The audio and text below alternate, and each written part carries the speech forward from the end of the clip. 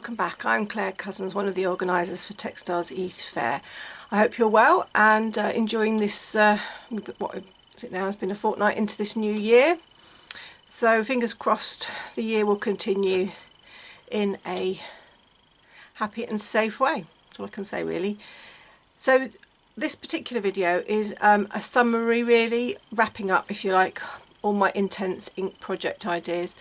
I've got some sewing just to finish off to show you, and I'm going to show you some of my completed items.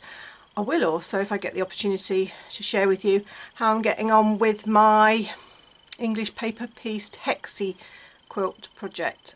I did the video on that quite a little bit way back. If I can tag it somewhere on this video, I'll put a link below, or I'll try and do a little iCard for you. Anyway, come and join me at my desk and see what I've been up to.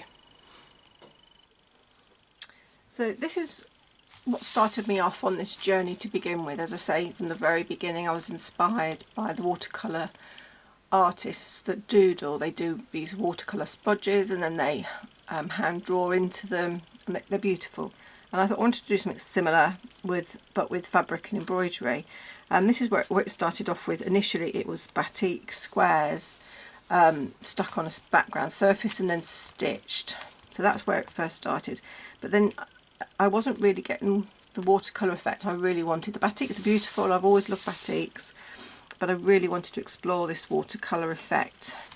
So my first attempt was this one, which you have seen before, but those of you who haven't watched the previous videos, this is what it is, and it's the intense ink used as little blotches and then embroidered across with my doodles. So I've started to call these my stitch doodles. I then wanted to play a bit more with my intense inks, because though in this one it was I love the beautiful colours, etc., it did have a habit of, and I was struggling with it bleeding a little bit.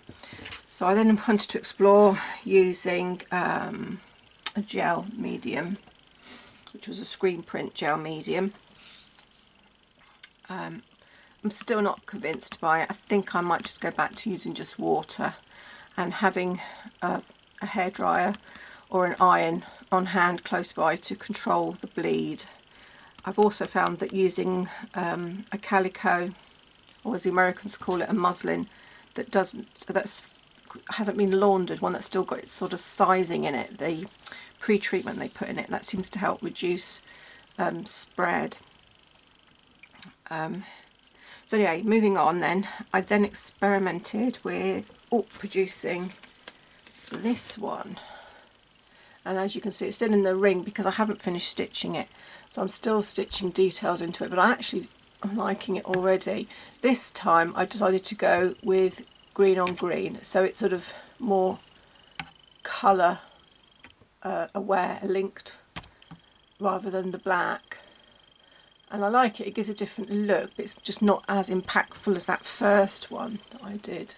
It's not as impactful, but it's just a different look. I like it, so I'm still working on that one.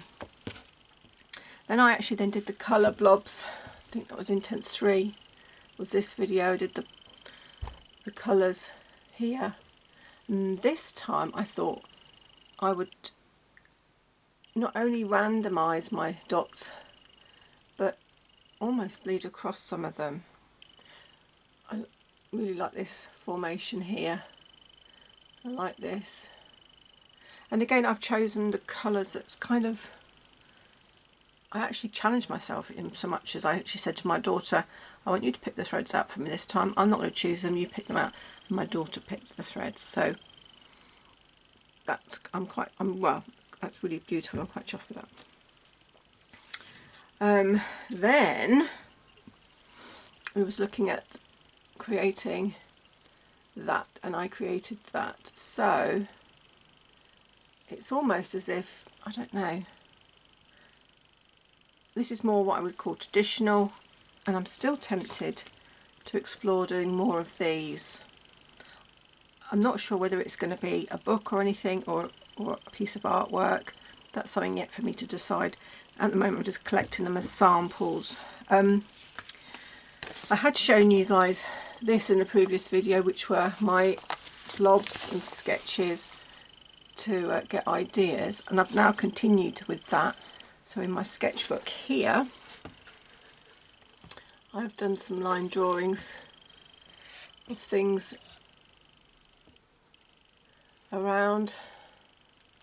Some of them unfortunately I have to do from memory because things like echinaceas and daisies and stuff aren't flowering at the moment, but we have got the berries, and we've got some of these sort of strange seed pod type plants still around. The ferns have started to show, so I've got some young ferns inspired by what's in my garden.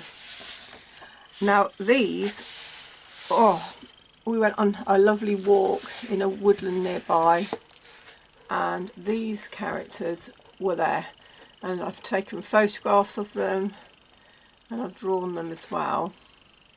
I haven't yet worked out how I'm going to incorporate them into this idea, but I'm sure I will. I'm sure it's in there somewhere. The colours. If I go for like psychedelic colours, like this, I'm not sure that will work. It would look a little bit like a psychedelic mushroom.